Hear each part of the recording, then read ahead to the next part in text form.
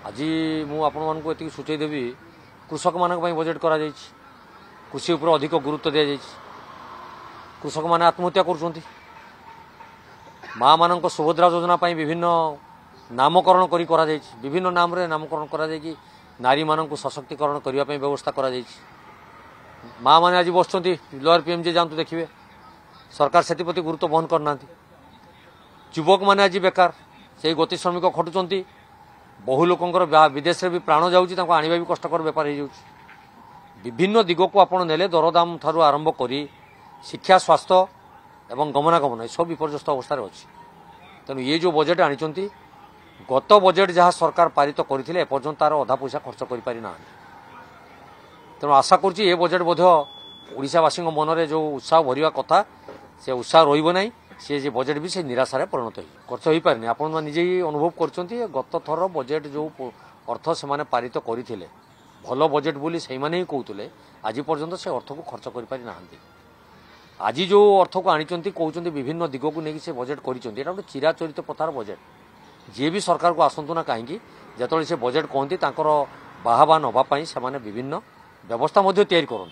तेणु से बाहबा नापी जो चेष्टा कर आगे सफल करातु से कार्यक्रम सफल हेले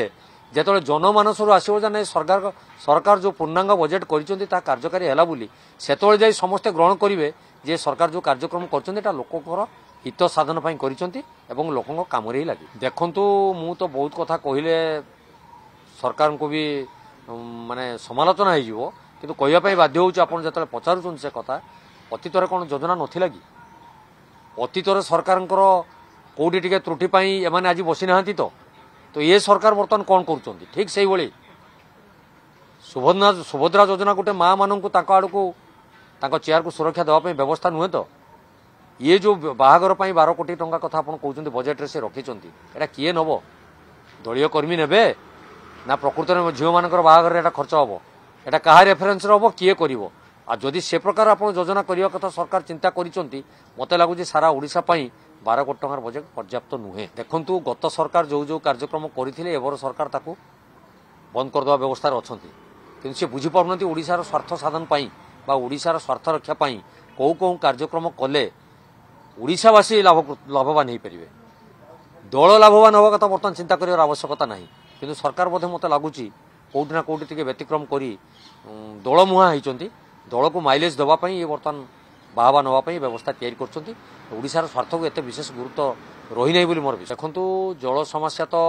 केवल ब्यारेज रे नुहे आपण सारा ओडिशा रे उत्कट जल समस्या पुणी आसिले हम विशेषकर उपकूलवर्ती अंचल गुड़िक जल समस्या लगी रही गत सरकार रे जो तमिलनाडुर कंपानी मेगा प्रकल्प योजना रे पानीय जल कार्यक्रम चालू रखी